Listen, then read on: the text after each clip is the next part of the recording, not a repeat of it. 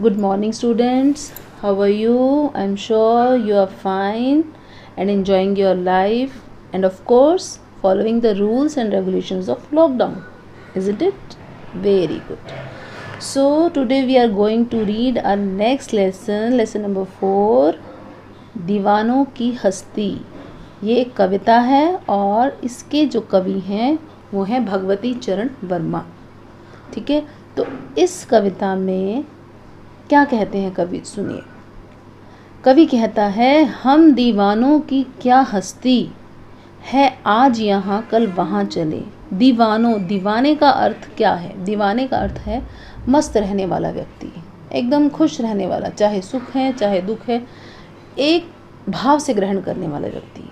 जहाँ जाना खुशनुमा माहौल बना देना, मस्त रहना, मस्त मौला, बिल्कुल मस्त रहने वाले व्यक्ति को बोलते हैं दीवाना।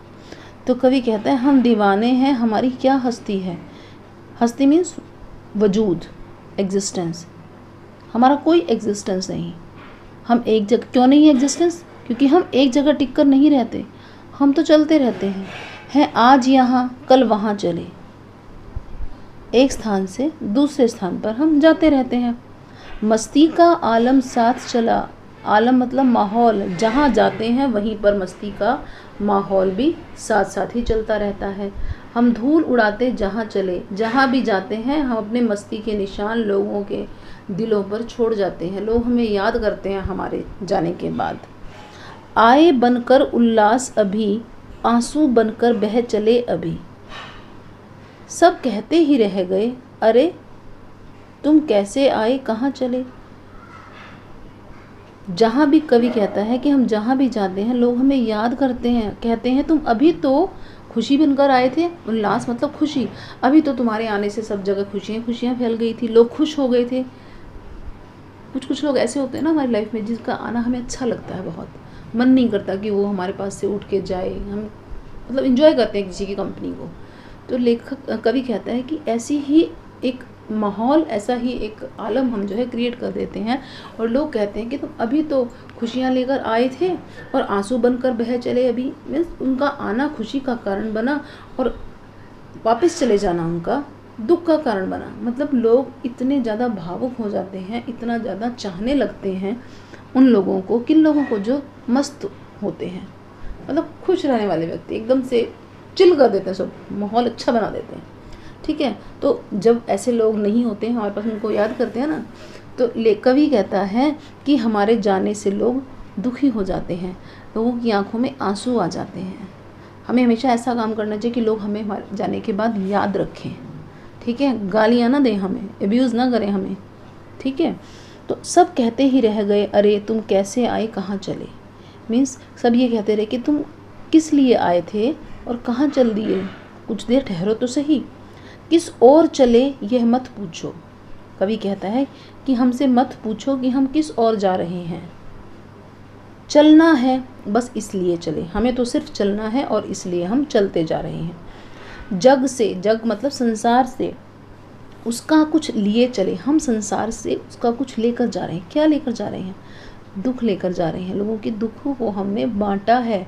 ठीक है, जग को अपना कुछ दिए चले और हम उनको जो खुशियाँ दे सकते थे वो खुशियाँ देकर जा रहे हैं। मतलब अपनी तरफ से पूरी कोशिश की कि लोग खुश रहें, हमें याद रखें, दुखी ना हो हमारे जाने के बाद। जग को अपना कुछ दिए चले, दो बात कही दो बात सुनी। हमने जो है अपने मन की बात उनसे कही और उनकी बात भी सुनी। कुछ हंसे, उनकी खुशी में हम खुश हुए, उनके साथ हंसे, हंसी में हंसे और फिर कुछ रोए और उनके दुख को सुनकर हम जो है भावुक भी हुए। छक कर सुख दुख के घूंटों को, मतलब लोगों के हमने सुख भी सुने दुख भी सुने। देखो, सुख और दुख ज़िंदगी के दो पहलू हैं। ठीक है, तो जो है कवि कहता है हमने दोनों चीज़ों को छक कर, जी भर कर लोगों से सुना, जी भर कर उस जो है सुख और दुख के घूंटों को पिया। घूंटना मतलब सिप सिप करके पीना। मतलब कवि कहता है कि हमने लोगों के सुख और दुख दोनों चीज़ों को सुना, हम एक भाव से पिए चले, लेकिन हम विचलित नहीं हुए। यही नेचर हम सबका होना चाहिए। जब हम सुख पाने के अधिकारी हैं तो हमें दुख भोगने के लिए भी हमेशा तैयार रहना चाहिए, हमें ज़्यादा घबराना नहीं चाहिए। देखो, हमें सुख और दुख हमारे कर्मों के अनुसार हमारी ज़िंदगी में आते ही रहते हैं। ऐसा ज़िंदगी में कोई व्यक्ति नहीं होता है जिसे सुख ही सुख मिले हों और दुख ही दुख मिले हों। ठीक है, अगर किसी को सुख ही सुख मिला है तो उसको सुख का उसके लिए कोई वैल्यू नहीं है। जब हम दुखी होते हैं तभी तो हमें सुख की चाह होती है, तभी तो हम चाहते हैं कि हमें सुख मिले। ठीक है, तो कवि कहता है, छक्कर सुख दुख के घूंटों को हम एक भाव से पिए चले। आगे कवि कहते हैं, हम भिखमंगों की दुनिया में, ये जो दुनिया है भिखमंगों से भरी पड़ी है। यहाँ भिखमंगों का मतलब हम बैगर्स से मतलब नहीं है, बैगर्स भिखारियों से मतलब नहीं है। यहाँ मतलब है भिखमंगे वो लोग जो स्वार्थी हैं, जो दूसरों को कुछ देना ही नहीं जानते, सिर्फ अपने बारे में सोचते हैं। हम उन लोगों को भी स्वच्छंद लुटाकर प्यार चले। हमने जो है मुक्त रूप से, स्वच्छंद का मतलब होता है आज़ाद, स्वतंत्र। हमने जो है उनको भी जो है हम प्यार दिया, उनको भी हमने प्यार लुटाया उन पर भी। लेकिन मैं आपको एक बात बता दूं, देयर इज़ डिफरेंस बिटवीन स्वच्छंद एंड स्वतंत्र। हम स्वतंत्र हैं, हम का मतलब मैं यहाँ बात कर रही हूँ मानव जाति से, मनुष्य से बात कर रही हूँ। दैट मीन्स मनुष्य जो है स्वतंत्र है, लेकिन हम स्वच्छंद नहीं हैं। स्वच्छंद पक्षी हैं। कैसे डिफरेंस आप करोगे? देखो, स्वतंत्रता, जब हम स्वतंत्र हैं, हम एक जो है डेमोक्रेटिक कंट्री में रहते हैं। हम जो है अगर जीते हैं, अगर हमारे को जीने का अधिकार है, तो हमारा ये कर्तव्य भी बनता है कि हम दूसरों को जीने भी दें। Live and let live means हमारे अधिकारों के साथ साथ हमारे कर्तव्य भी जुड़े हुए हैं। हमें कुछ नियमों और कानूनों का पालन करना पड़ता है। उस आज़ादी को बनाए रखने के लिए हमें उन कानूनों का पालन करना पड़ता है। फॉर एग्जांपल, अगर हमें बाहर जाना है, विदेश में जाना है, तो हमें पासपोर्ट की ज़रूरत होगी। ठीक है, हमें वीज़ा की ज़रूरत होगी, हमें जो है उसके लिए रूल्स फॉलो करने पड़ेंगे। इसके अलावा कोई क्राइम करते हैं, कोई गलत काम करते हैं, तो उसके लिए कॉन्स्टिट्यूशन में जो है सज़ा दी हुई है ना, कानून बनाया हुआ है ना, सज़ा है ना। ठीक है, मीन्स हमें अपनी स्वतंत्रता को बनाए रखने के लिए नियमों का और कानूनों का पालन करना पड़ता है। लेकिन पक्षी तो स्वच्छंद हैं। स्वच्छंद का मतलब आज़ाद होना ही है, लेकिन स्वच्छंद is a broad concept, means उनके लिए कोई सीमाएं नहीं हैं। पक्षियों के लिए कोई बॉर्डर नहीं है, कोई रूल्स एंड रेगुलेशंस नहीं है, वो मुक्त रूप से कहीं भी आ जा सकते हैं। लेकिन हमें कहीं भी जाना है तो हमें कुछ रूल्स एंड रेगुलेशन फॉलो करने पड़ेंगे ना। ठीक है ना, समझ रहे हो? तो व्यक्ति स्वतंत्र है, स्वच्छंद नहीं है, जबकि पक्षी स्वतंत्र भी हैं और स्वच्छंद भी। क्लियर है? डिफरेंस समझ में आ गया? ठीक है, फिर कवि कहते हैं कि हम एक निशानी सी उर पर, निशानी मीन्स निशानी, एक देशी शब्द दिया गया है। निशानी मीन्स निशानी, उर पर, उर मतलब हृदय, हृदय का पर्यायवाची है उर। ठीक है, आपको पता होना चाहिए।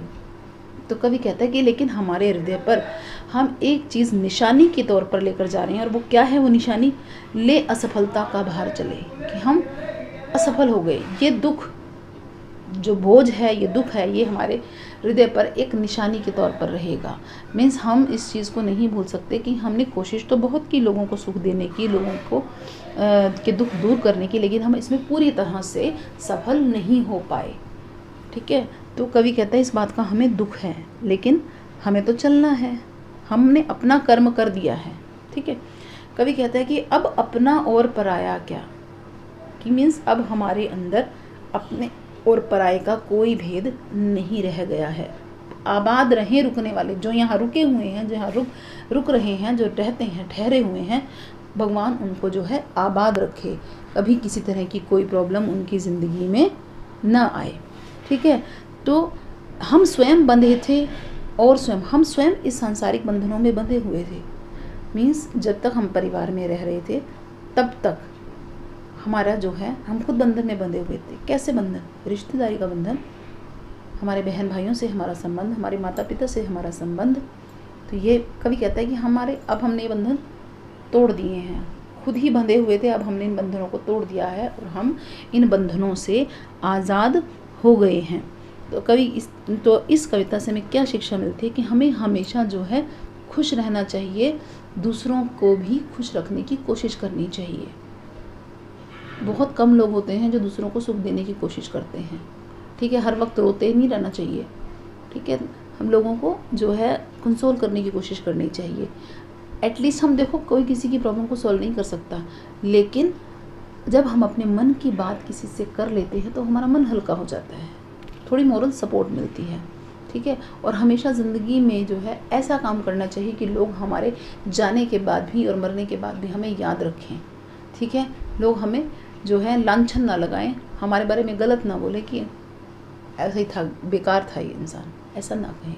कि लोग हमारे कर्मों के लिए हमें याद रखें और हम ज़िंदगी के हर परिस्थिति का डटकर सामना करें, समान भाव से ग्रहण करें। सुख और दुख तो ज़िंदगी में आते ही रहते हैं, इसलिए हमें जो है दोनों को समान भाव से ग्रहण करना चाहिए। यही शिक्षा हमें इस कविता से मिलती है। आई होप आपको बहुत अच्छे से ये कविता समझ में आ गई हो गई, ठीक है। Thank you, thanks a lot.